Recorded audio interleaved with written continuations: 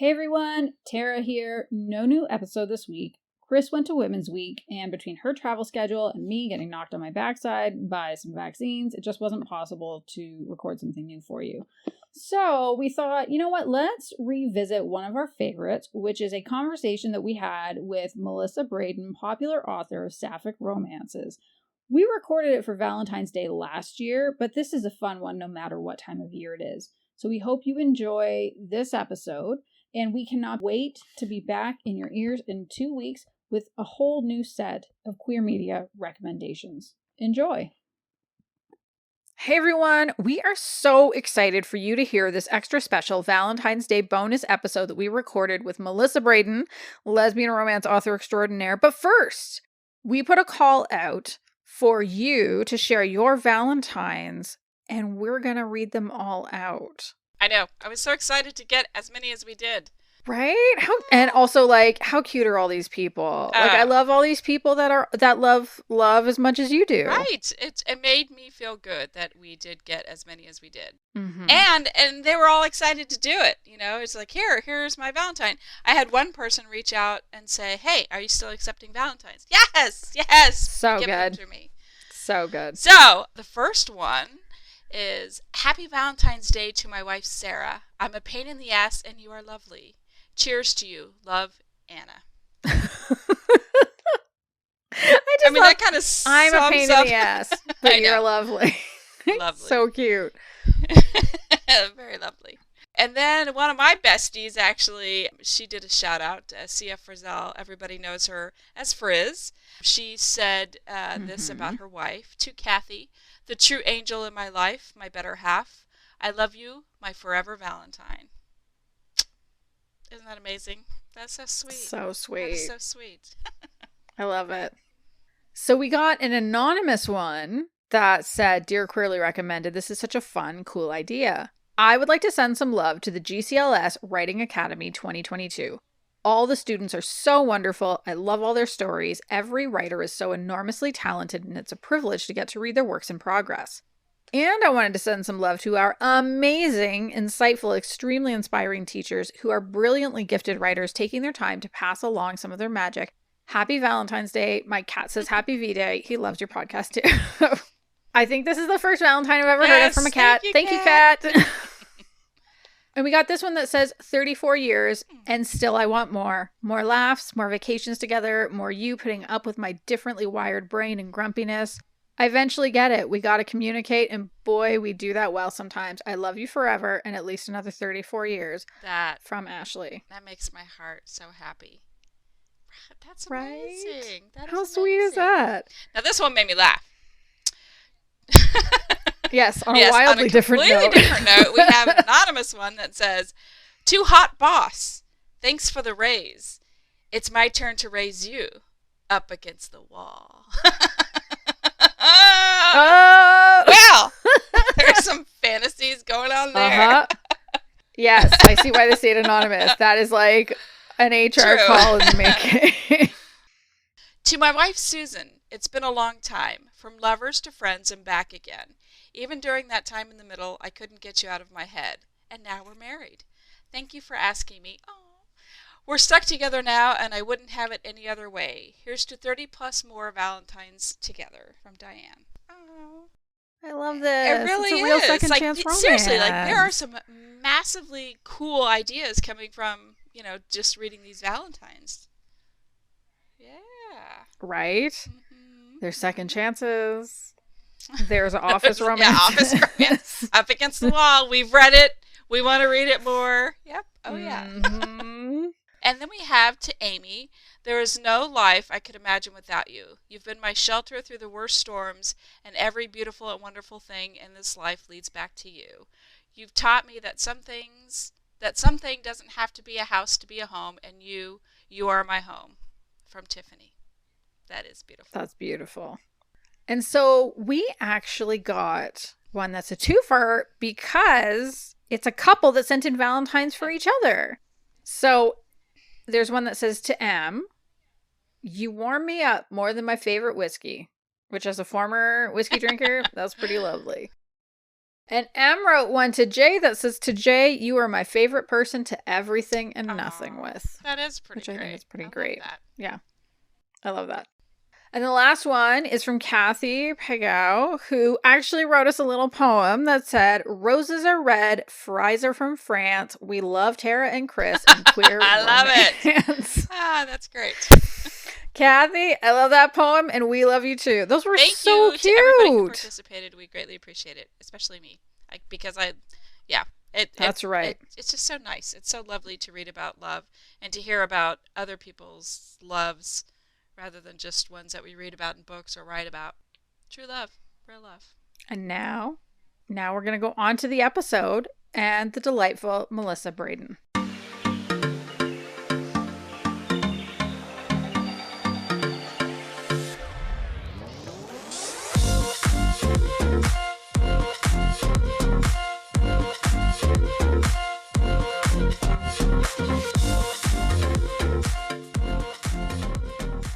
Hello, everyone, and welcome to Queerly Recommended, the podcast where we recommend queer books, TV shows, movies, video games, and more. I'm Tara Scott, and I review queer women's fiction at The Lesbian Review, Lambda Literary, and Smart Bitches Trashy Books. And I'm Kris Bryan, a contemporary romance writer with nearly 20 books out through Bold Strokes Books. We are so excited because this is our very special Valentine's Day bonus edition of Queerly Recommended, and who better to join us than the lesfic queen herself, Melissa Brayden. Melissa has around 20 romances out about women loving women, also with Bold Strokes Books. And there's a new, I've heard, interactive video game that's out through chapters. Welcome, Melissa. Hey, guys. Thanks so much for having me on. I didn't know it was a bonus episode. It's exciting. I'm here on bonus day. It doesn't get better than that. Right? Yeah. We figured that since love is I love Valentine's Day. It's my favorite. Mm-hmm. Out of the non-holiday holidays, I love Valentine's Day. So we wanted you on because, you write about love. And I do. Yes. And so talk about chapters. Like a long time ago, not a long time ago, but I remember you were talking about it. And then all of a sudden, it's here now. So tell us about chapters and tell us what it is, how people can find it, and anything else you can add? Well, I think I'm very lucky because it could have not happened. I am somebody who needs to be better about email. Let's just get that right out there right now. And the chapters folks were great. And I didn't know anything like this existed. And so if you're out there and you're wondering what the heck are they talking about, you're kind of like me in that sense. And so they emailed me and said, hey, we're interested in making an interactive, kind of choose your own adventure of some books that you wrote. And I kind of laughed that off and thought that's very funny. And you kind of think that these things get sent out a lot. So I don't think I responded, which was dumb because this has happened to me before in other mediums where I haven't responded to something that turned out to be really cool. Because I'm really bad at telling what's important and what's not. So, cut to the conversation actually happening. And I realized not only is this a legit thing, this is a really cool thing. This is something that I can't believe as a romance reader myself, I wasn't aware of. So I went out and explored chapters. And what it is it's an app that allows you to go in and pretty much select the story of your choice, lots of different books. And I think they have some originals as well. And then you get to be in the shoes of the main character and walk a little bit on their path and make decisions for them as you go on. And so, they made a really nice deal for 4 of my books. And so the first one that they contracted is Kiss the Girl, which is book 1 in the Soho Loft series. And that one debuted last month, I guess. And the first 5 chapters were dropped, and then the following week, 5 more. And so they tease you a little bit. And I played the first 5 so far, and I got left on a cliffhanger, and I don't know what's going to happen. I started.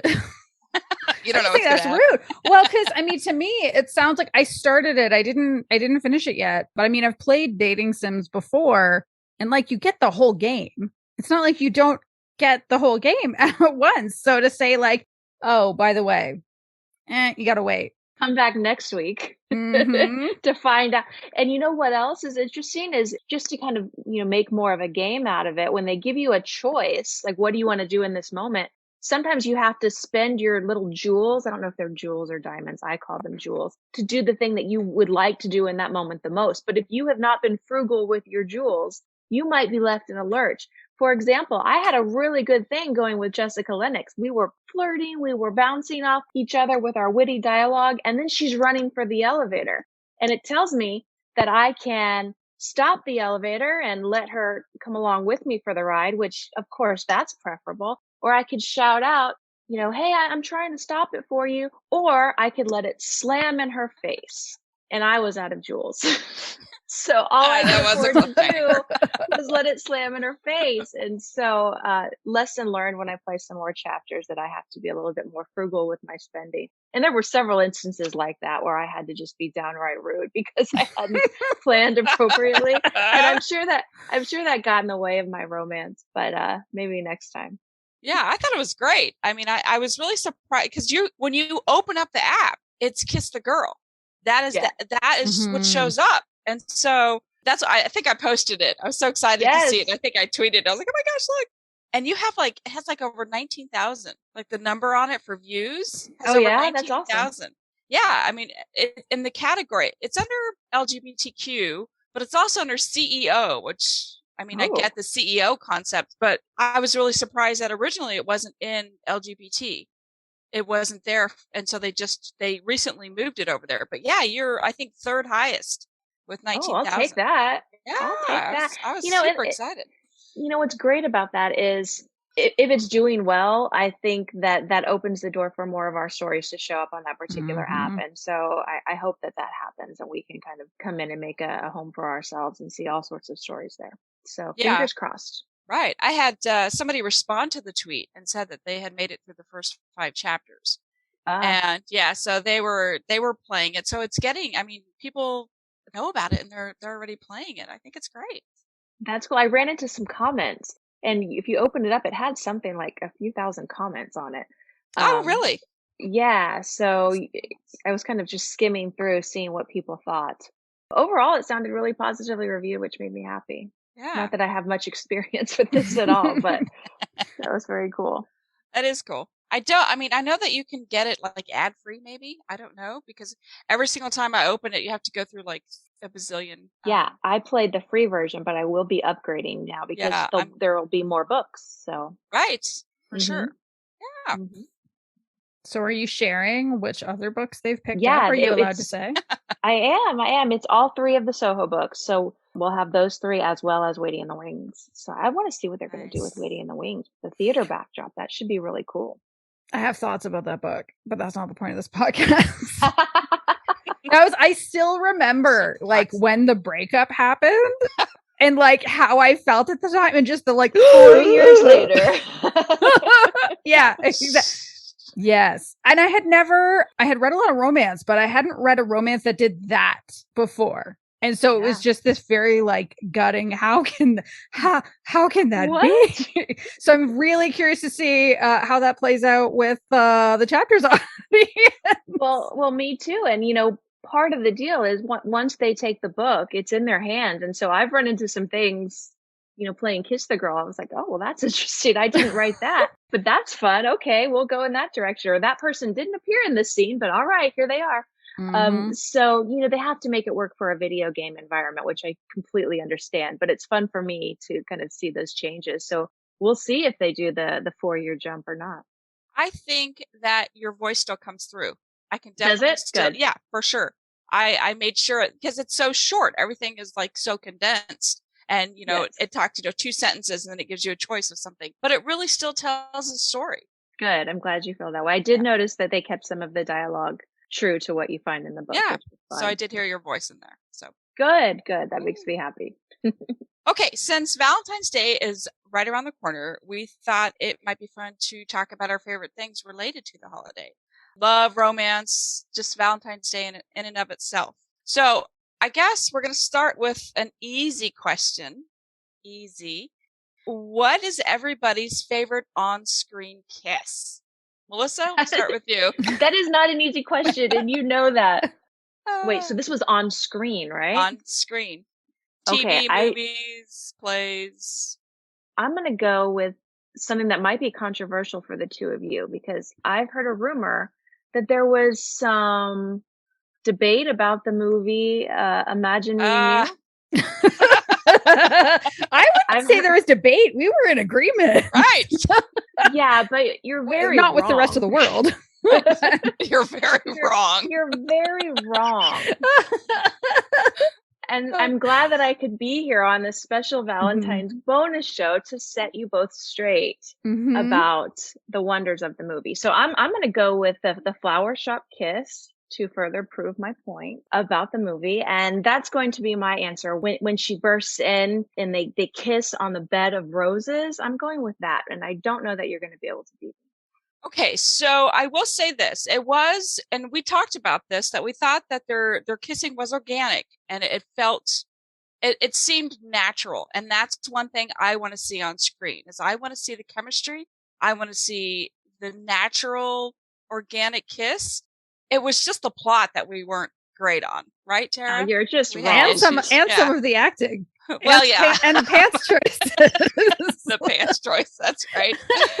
But I mean, I think the problem was that we saw it in the year 2021, which I don't think was the right time to see it for the first time, when there's so much more kind of queer media out there. And I think I was also expecting, I'm not done. Wait, I was expecting it to just be about the two of them. And so much of it was about the husband's experience. And I was like, why are all these people telling me to watch? Like, if you watch that trailer, it sounds like it's his movie. And so it was a very strange, I don't know. I want to see more of their epilogue is all I'm saying. I'm not sure I fully believe in their happily ever after. Oh, this is crushing. I really think you need to spend more time. Have you watched the director's cut with the director commentary underneath? I watched what was available on Amazon Prime, and I did watch it twice. I watched it once to watch it and then once for the commentary. So we could sit together and I could recite it with you. That sounds really nice. But here's the thing. So many people so many people in Les Fake, they don't like cheating in anything. They hate it in books. Yeah, how do they like They will this come movie? out. They will come at you. Any sort of cheating, anything. Yeah, because I've experienced it. And my characters didn't really cheat, but there was like some hint of it. And oh my gosh, they came at me. That's why I'm just kind of like, how's everybody okay with this movie if they hate it in books? I'm not sure it's the same people, actually, to be honest, because there's like a small, super vocal, will one star every book with cheating. And then there's a bunch of us that are like, I mean, it made for an interesting plot thing. Yeah. Well, and I do think that there is a different set of rules for when we're dealing with screen versus page. True. Yeah, I think so. And then there is even a third set of rules once you get it onto the stage. So, well, and when it came out, there were like no movies if you wanted to watch women falling in love. That was the movie. And then there were maybe a couple of other movies where people died tragically. But like this was the happy ending movie.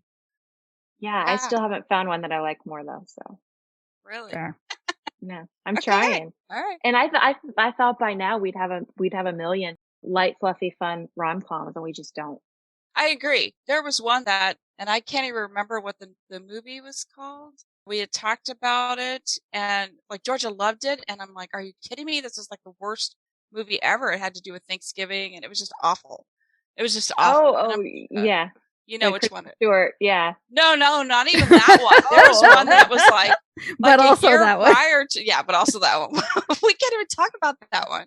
But also, I will say that in that, the kissing is organic, and we talked about that too. I believed in the kissing. Yeah. You know, as long as I believe in it, that helps. It was the only good part of that movie. That movie was awful. Well, Dan Levy was also wonderful. But like, the kissing was good.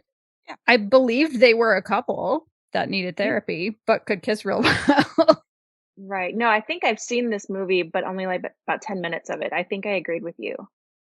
On this one, that it was not my cup of tea. But I like that you keep your bar for kissing is it must be organic, and I'm like, I have to believe it. I got to take it further than that, though, Kris. I got to say it can't just be organic. I need it to be like passionate and hot, and like the chemistry just needs to bounce off those walls. It can't just be. You can't tell me that they bounced off the walls and imagined me and you.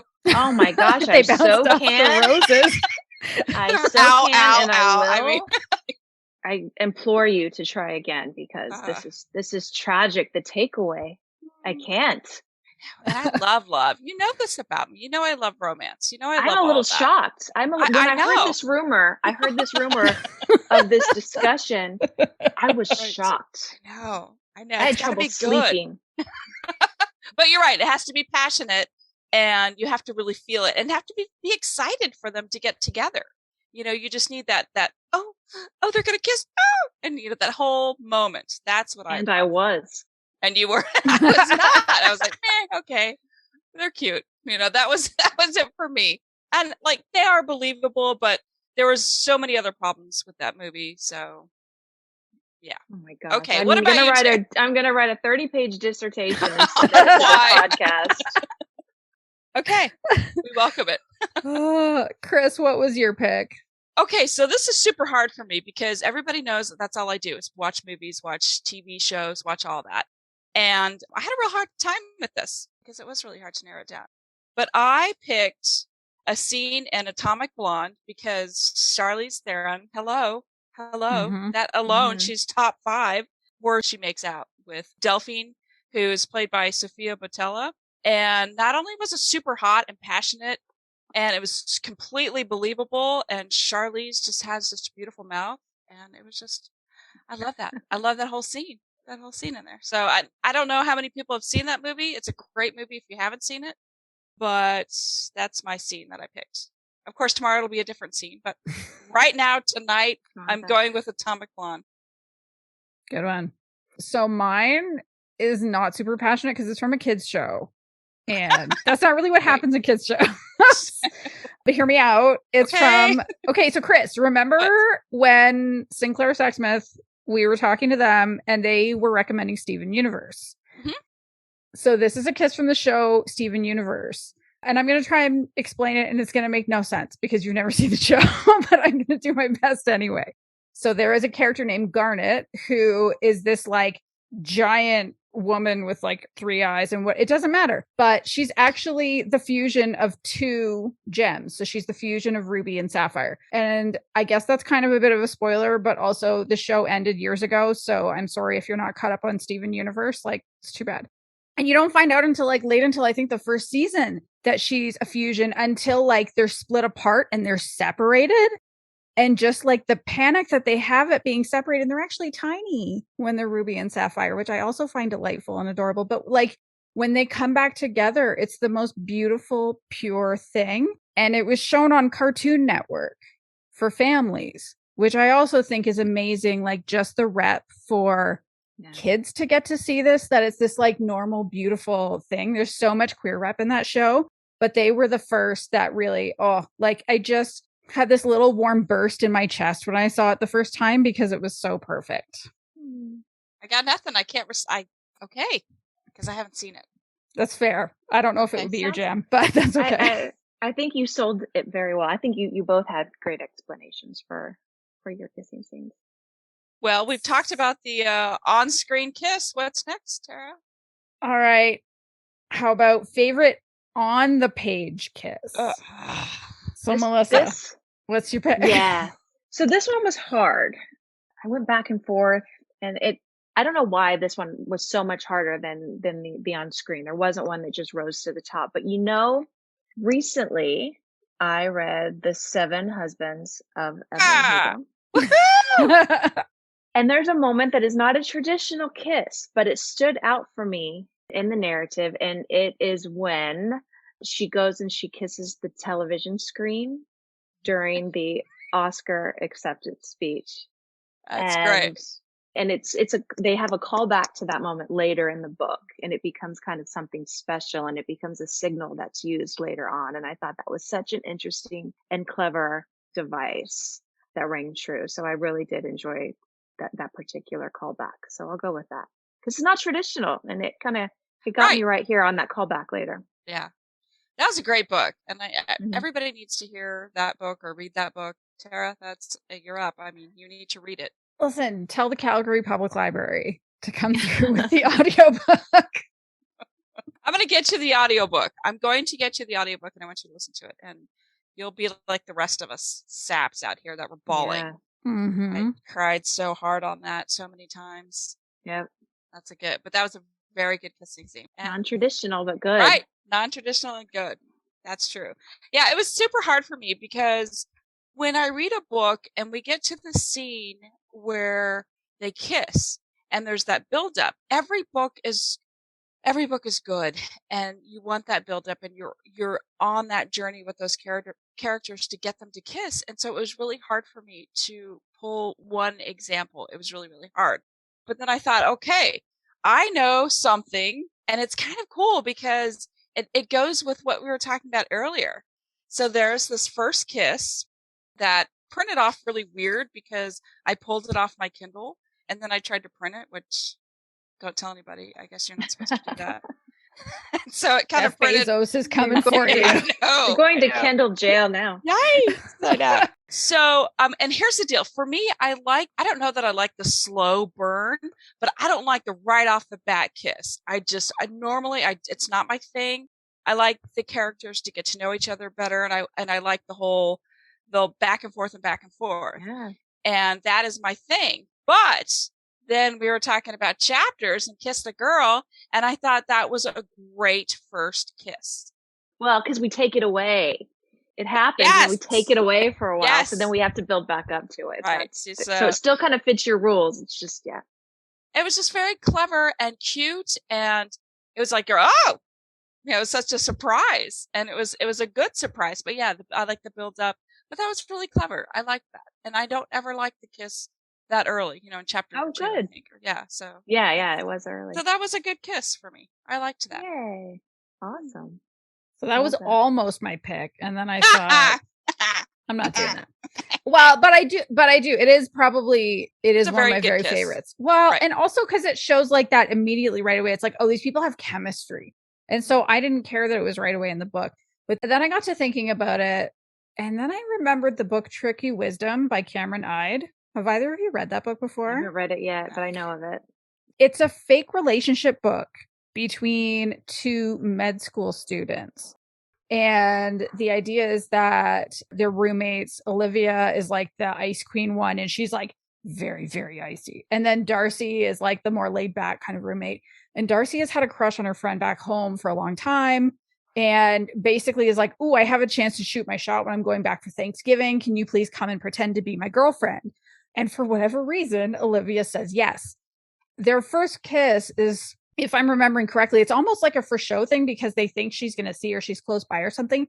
And it's terrible. But the thing that I love about how bad it is that it's like they have this really horrible kiss that's immediately followed by an incredible kiss. And so I loved how it subverted my expectations as a reader, because kisses are only ever amazing in romance, except this time when it was like, oh, that was bad. Oh, wait, this is better. A journey. It's a journey. Yes, it was a journey. And to me, that's actually probably my favorite aspect of that particular book, too. Right. Because, a lot of times first kisses are awkward in real life. Mm-hmm. They're not right, and that's probably why we like them so much in romances, because they're perfect. Mm-hmm. It's true. In this case, this is more realistic. How many times have you had a really good first kiss? Oh, God, it's been a real long time since I've had a first kiss. Well, it's been a while. But historically speaking, mine haven't been great. I'm just throwing that out there. Real life, sometimes I just don't get it. I had one in high school, and we were like at an actual fireworks show. So where I grew up, if what people say is true, the fireworks show that they do, it's kind of around like 4th of July, because I grew up in a border city. So there was like Detroit on one border and Windsor on the other. And so they would do fireworks basically to cover both sides of the border. And they said it was like the largest fireworks show in North America. Is that just marketing? Probably. I don't know. But I had a first kiss there. And I remember thinking, wow, this is supposed to be one of those like magical settings. All right, I guess I'm kissing this person. And it was bad. Was it bad? I don't think it was horrible, but let's just say things didn't work out. Yeah. Because again, I was in high school and like, no. Well, then what is everyone's favorite couple on film or even a book? Go either way. Favorite couple that you have that you've read about, you've seen on TV, watched in movies, seen in the theater? That's too broad. Yeah. When I was writing down my notes for this, I wrote, "This question is rude," even though I helped come up with it. Yeah, I was gonna say. Yeah, this is gonna be fun. So, Melissa. I'm going to limit myself, because if you were to say like in movies and TV and anything, I could never come up with an answer for you, because the universe feels vast all of a sudden and I want to get it right. So I'm going to limit myself to genre. And so I really love Kaden Robin from and playing the role of herself. I think I'm going to go with that, because we talked earlier about chemistry, and it's just oozing off of those pages. And so that is a couple that I don't think I'll ever get tired of. Okay. That's a good one. Yeah, it is. Kris, did you pick one? I did. Everybody knows my answer. I can't think of it off the top of my head. Oh, wait. Is it Way Hot? Is it Way Hot? Oh, it is Way Hot. Of course Come it is. on. Of course it is. I was stupidly thinking books when I should have known. Like, you go to the conference. Like, come on. I go to the conferences. Come on. Way Hot. Yes. Waverly Earp and Nicole Hott from Winona Earp. My characters have a very positive, openly queer relationship in a town, and nobody questions them. They're very accepting. That's just the way it is. And the whole series ended on a positive note for them. So, I mean, they were so cute, and they fought for each other, and it was just wonderful to see them fall in love. And in my opinion, they didn't have a great kiss. Their very first kiss wasn't great. And that was probably a mistake that I said at one point. But their chemistry got a lot better on screen, the more into the relationship they got. So Way Hot for sure. Nice. We should have seen that, yeah. Yeah, of course. I scrolled through literally every woman-loving woman romance that I 5-starred on Goodreads. I give away way too many 5 stars, is what I learned, first of all. But secondly, so it was really hard, because then I started to feel guilty about all the couples that I was not going to name. And I know that they're not real people, and I know they're not going to take it personally. I'm going to say sorry anyway. So where I landed was Catherine Ayers and Lauren King from The Red Files and Under Your Skin by Lee Winter. I love The Red Files to an unreasonable degree, which if anybody's been following my reviewing, my podcasting, anything I've been doing, they probably know that. And I guess the thing I love about them is that they start off super antagonistic. Again, like, Catherine is a total ice queen. She's a mega bitch. The kind that I love to read about, but like I'd never want to spend any time with in real life. I don't want to spend time with people like that, but like I want to read about them because they're fun to read about.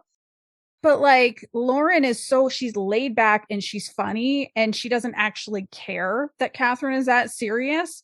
And they're forced to investigate something together and kind of find love along the way. And so what I really like is that, because there's a sequel, so they get together in The Red Files, and we see them planning their wedding in Under Your Skin. And in Under Your Skin, you actually get to see how different Catherine is with her versus with everyone else. And so there's that really beautiful dichotomy there. And you see that she has this incredibly tender side that's only available to one person. But she will like stone cold murder someone with her words if they're not that person. Complicated. Yes. I could have listed like 5 other couples. Oh man, Yeah, so many Radcliffe books. There were couples that I was like, oh, but what about them? No. Well, what about them? That comes up in a later question for me.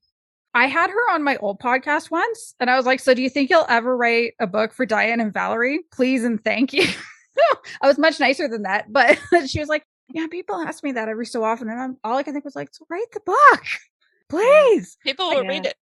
They're a throwaway couple, not throwaway, but like they're just like a minor couple within the Honor series, but they're so good, and they haven't been there for the last 3 or 4 books. And I keep getting the books when they come out thinking, what, are they here now? Where are they? Yeah. I don't know. Are they alive? No one says. Kris, what's our next question? We have favorite gift to receive on Valentine's Day. Melissa, what is your favorite gift? I am an acts of service person. That sounds bad. Yes. So, but yeah, like I had, my closet was cleaned out for me once as a surprise. And it was like, I almost like fell to my knees and wept with joy. Like it was the coolest thing. Like my closet was cleaned out and organized, and things like that just really move me. They're a little unconventional, but like an experience, if an experience were planned for me, or if we went somewhere really cool and got the, the great VIP treatment, or some sort of surprise was set up, that's always just going to steal my heart in a way that maybe a gift doesn't, in the same sense. I appreciate gifts. I think those are fabulous. Flowers, chocolate. Who doesn't like that kind of stuff? But if you clean out my closet, You'll love them for life. come on. So yeah, acts of service is really big for me. Mhm. Surprises, yeah. Like I like that whole concept. I didn't even think about a surprise. That's always nice. Because I'm such a am I a control freak? I don't know. Maybe. Yes. Sorry, did I answer too soon? Oh, this is what happens when your friends show up on the podcast, by the way, Kris. Yes. So it's kind of nice to let go a little bit and let somebody else take charge. And so I like the surprise aspect of Valentine's Day. Of course, pandemic, what do you do? But yeah, I do like not knowing. I like the surprise because every day I'm in control of so much. It's just nice to kind of give it away on special days. So Yeah, I like that. Tara, what about you? Food. Wait, first of all, is Canada big on Valentine's Day? Oh yeah, the marketers, they got us too. Did they? Okay. Except I went to a Catholic school when I was in grade school, and they made us learn about Saint Valentine and locked away in his lonely tower writing notes or something, if I recall that far back correctly. Yeah, it is a thing here. I'm not really a big gifts person either, although it is nice. But I mean, also, we're kind of an age where like we're old enough and we have money and we buy the things that we want kind of as we want them and need them. And so for Valentine's Day or any day of the year, I mean, food is truly the way to my heart. It's just, if you know that and it can be like my favorite kind of Doritos. It can be my favorite kind of candy. It doesn't matter. As long as if somebody shows up and it's like my favorite one of that thing, then my heart feels happy and I feel seen.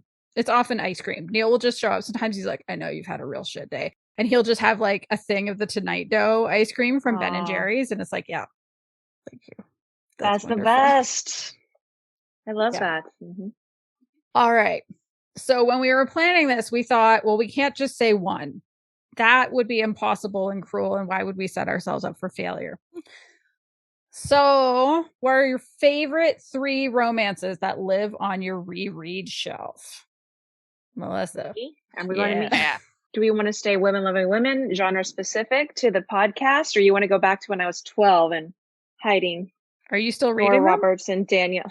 I read all romance. Yeah. I'd say the ones that resonated with me would be, and still do, would be Star by Danielle Steele. The reason being on that one, I didn't know romance novels existed until that book.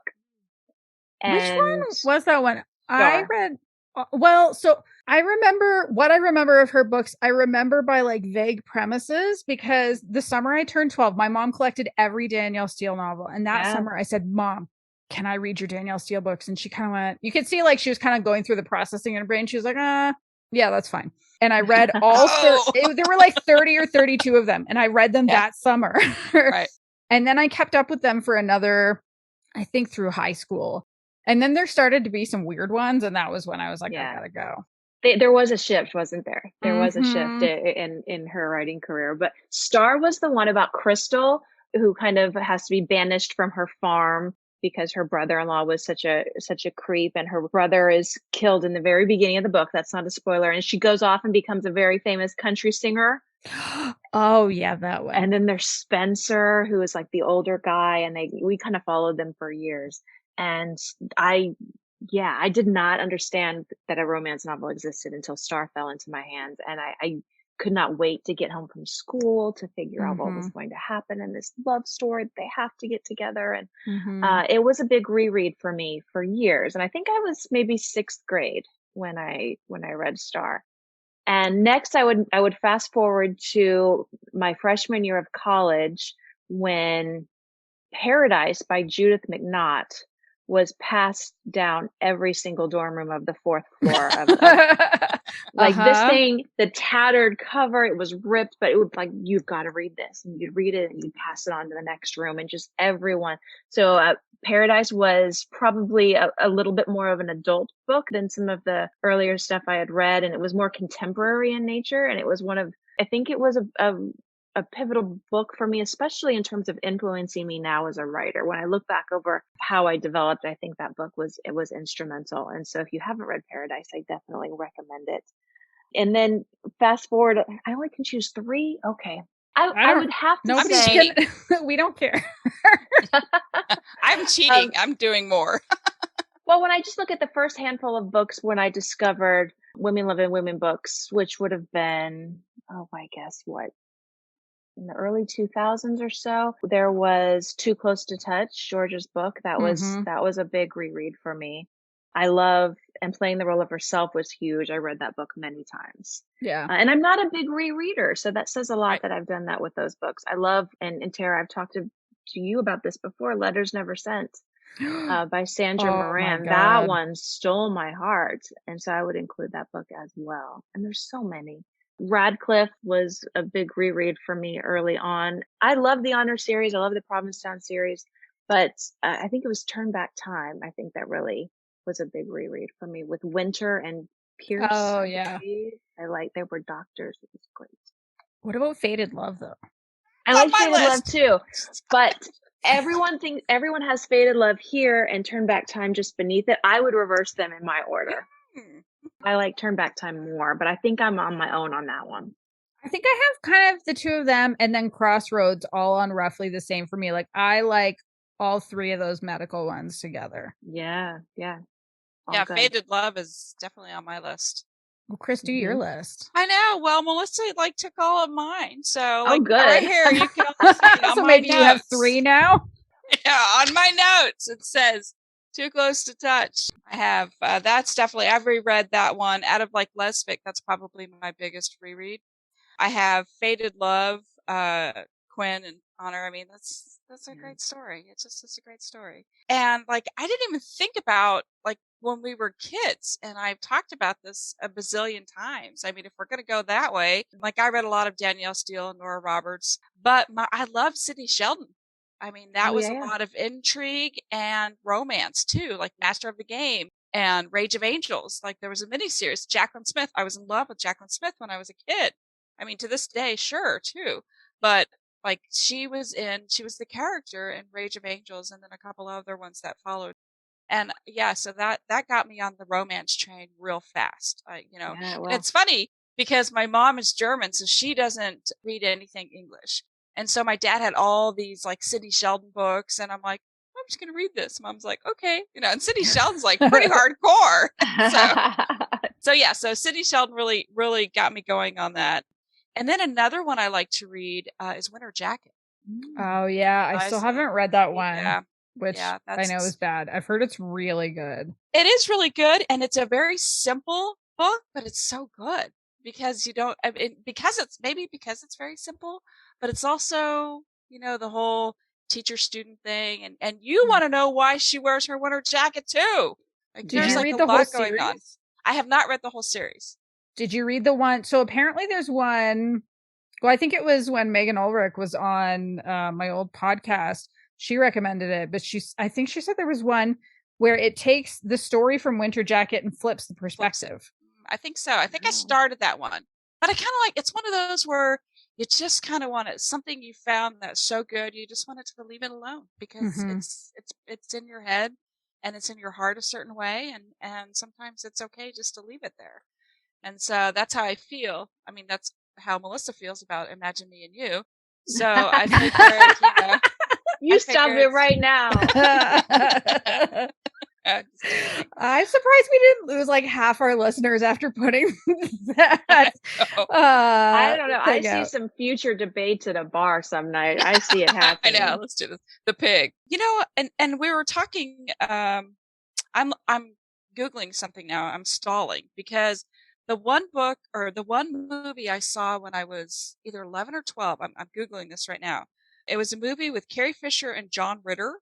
And this is the movie that got me into, it's called, what is it called? Leave Yesterday Behind. Huh. So it was, gosh, I don't even know, 1978. So I didn't How's see it that when it came possible? out. No, You I didn't weren't- see it when it you came were not out. born. No, I literally saw it in the 80s. I really did. And that I kept watching it, and I would go to bed early, like at 7:30 at night. I would go to bed because in my head I would keep playing that movie over and over and Aw. over again. And so that had such a big impact in my life. And I'm sure if I watched it now, I'd be like, this is the worst fucking movie I've ever seen. But for me as a child, Yeah. that just did it for me. That got me into romance. That got me into thinking about it all the time. And that's what got me into writing. So That's great. I love Kris at night with her little imagination I time. know. Like, why are you going to bed at 7? My sister, why are you going to bed at 7? Leave me alone. So, I probably thought I was doing other things, but I really was reconstructing the what I saw. So it was so beautiful. So That's great. I don't know if it still is, but and I don't want to know. It's one of those where No, it's a don't little go back. capsule in my heart. It's going to stay there. It's going to stay untouched, and it was just beautiful at the time.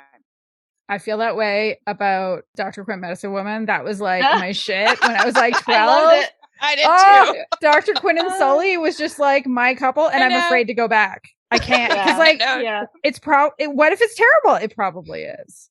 I hope not. I recorded that. Jane I Seymour. would go to class. We and all record crushed that. on her. Oh my gosh. Oh my gosh. I didn't realize it at the time, but again, as an adult who understands, I was like, oh yeah, that was why I watched it. That's what was going on. For sure. So I did pick 3 books. Although if we're gonna go way back, I'm gonna add, and also like not queer books. So Jane Eyre was my one that I read over and over and over and over again. I thought it was the most Classic. romantic thing. My high school English teacher gave it to me when I was 14, and unfortunately, I went back to it in my 30s and was like, oh. Mr. Rochester was so gross. And what he was asking of Jane was so inappropriate. And I kind of wish I would have just left it in the past because I had a lot of good memories of that book. But yeah, I probably read that book more than any other book. I've probably read it 20 or 30 times in my lifetime. But in terms of lesfic books, I chose All That Matters by Susan X. Maher. I love that one. Good one. So good. One that I can't say, I'm trying to get how to say this kindly, because it's like a first book. And I think we have to be kind sometimes to like first books. It's not a perfect book, but one that like I get sucked in every so often just because of the characters is Course of Action by Gunn Brooke. There's just something about the chemistry between those two leads that I just love and completely gets me. Didn't Stay in Vegas by Chelsea M. Cameron. I love is so fun because it's about 2 best friends who wake up hungover in Vegas and they're married. And one of them is a completely useless lesbian who does not recognize that her best friend has been crushing on her, and her best friend Emma, who's like, what if we stayed married because of like taxes and benefits? I'm like, I know benefits are like a real bad situation in the States sometimes, but like, I don't know, maybe that's enough, but there's like no angst. And it's super lovely. And then my other one, we've all gone way over 3. Right. All right. Totally fine. We're breaking our own rules. I have a fanfic, which is Truth and Measure by Telanu, which is a Devil Wears Prada fanfic that basically says, what if Andy didn't quit? What if she stayed? And what if Miranda got pregnant and her marriage fell apart? Well, her marriage was falling apart anyway, but she got pregnant. And what if Andy helped her and they kind of fell in love all the way? And here's the thing. The premise sounds kind of like, really? But I heard it recommended on a podcast that Andy Marquette and Jove Bell used to do a long time ago. And Jove Bell was the one that was like, oh my God, you guys, you have to read this fanfic. It's like 300,000 words. And I was like, okay, I'll bite. Because she spoke really passionately about it. And then I couldn't put the fucking thing down. It was like 3 days. It consumed my life. And I've recommended it to other people where they were like, that was so good. And it has this incredible thing where Miranda recognizes that she has feelings and she says, okay, what if we were together, but it was platonic? And Andy is like, are you kidding me? And it's totally ridiculous. And then it just ends up in the most incredible payoff. And so here's the thing about this fanfic, though. The author is actually Rosalind Sinclair, who is published with Ilva, did the X-Files and the other one, The Lily and the Crown. And so she's rewritten it, and it's being released this spring in 2 volumes, a month apart each. One of them called Truth and Measure, the other one called Above All Things. And like, I am equally parts excited beyond belief and completely terrified. I was going to say, are you going to sleep? This is a big deal. Well, it's a big deal, but also I love the fanfic so much that I'm just afraid, like, what if I don't love the books as much? Yeah. Because on the flip side, like recently we watched the film Eternals, and I heard that it was the most boring thing ever. And so I went into it and I was like, all right, well, this is going to be boring. I'll just keep my Nintendo Switch nearby so I can start gaming, like, if it's that bad. And then I actually really liked it, but I can't do that. Because you already have your expectation. Yeah. Yeah. So we'll see. But yes, I mean, the fanfic is still all of her fanfic, even when they're rewritten, because she does truly, to be fair, because I've seen some fanfics where it's like, so that was like lightly dusted and then published. Like, no, she full on rewrites her stories to turn them into original fic. So, I mean, I can always go back to the fanfic, I suppose. It's not going anywhere. That's right. No. So before we close, Melissa, you have a book that's coming out soon. Can you tell us what it's called? When's it coming out? What's it all about? It's called Exclusive, and it's a March release. And it's the story of Skylar Ruiz, who is a reporter kind of out in the sticks covering a string of small towns, and really just can't get her foot in the door of TV news the way she has always hoped to. And because of some connections through some family, she's able to score an interview at a San Diego news station, which is a top 30 news station. And because some things work out, she gets her big chance to report for the big time. And she is working alongside her longtime crush and veteran news anchor, Carolyn McNamara, who maybe isn't so friendly at first, but perhaps that changes as they work together. It's near and dear to my heart. That was my first job out of college, as I was a TV news reporter here in San Antonio, before I realized that I did not have the thick skin required for that particular job. But I do have fond memories, and I did love the industry a great deal. So it was fun to kind of pull back on some of my own experiences and weave them in different ways and see those things play out in fiction. And it's also a callback to my second novel, Heart Block, because Skylar, the main character, is the younger cousin of Sarah Matamoros. And so we do revisit Emery and Sarah in that book and see what they're up to and see what struggles they're encountering. Fun. I really liked that one. So I'm glad to hear that we're going to go back to them. Oh, shit. That's a book that I reread a lot. We got some glimpses of them. We get some glimpses of that couple. They've got some stuff going on. That sounds so good. I know, and it's coming out like just in a couple of weeks, so that's exciting. Yeah. It's March 1st, right? Yeah. March 1st. It'll be out on the Bold Strokes website, and then a couple of weeks after that, you can get it everywhere else. So that's not too far away. It's crazy how time flies.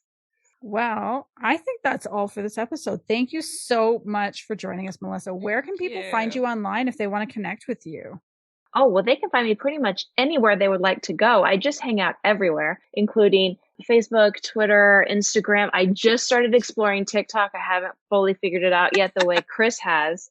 But hopefully she will offer me some tutorials and I can figure out this medium. But if you want to see some videos about books, dogs, and kids, you can head over to my page as I try to figure it out.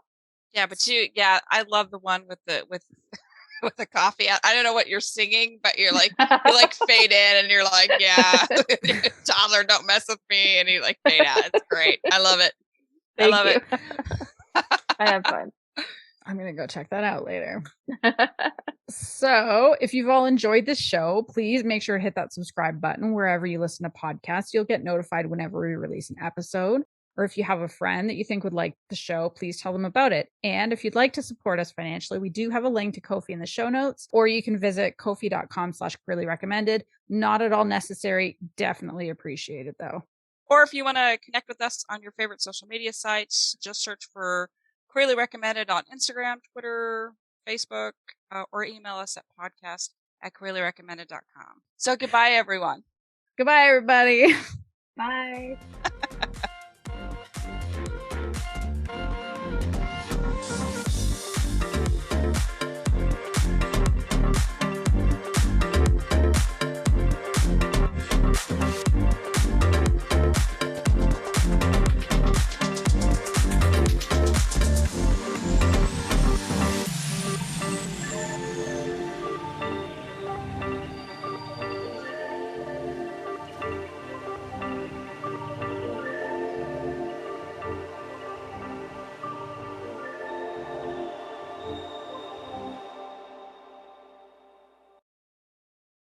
And don't forget to send your Valentine's Day Nope. by text. Oh, We'll no, cut that part out. That's going to be, it's okay. Just say your last part and then we're done. What are we saying goodbye then? I mean, yes, we're just not telling them about the Valentines because we're going to have them cut into this episode at the end of it. That's okay. I forgot to pull that part out of the outline. That's your fault. That is my fault. It's my fault. I am sorry. Your fault. It's okay. All right. And I'm Kris Bryant, a contemporary romance writer with nearly 20 books and novellas out. Fuck. Just do your part again. This is going to be a good one. I can tell. This is how it goes. This is my second Zoom today. So, okay. Oh my God, you big baby. I know. I'm not used to that. I'm not used to Zooms. And I had one last night that lasted forever. Okay.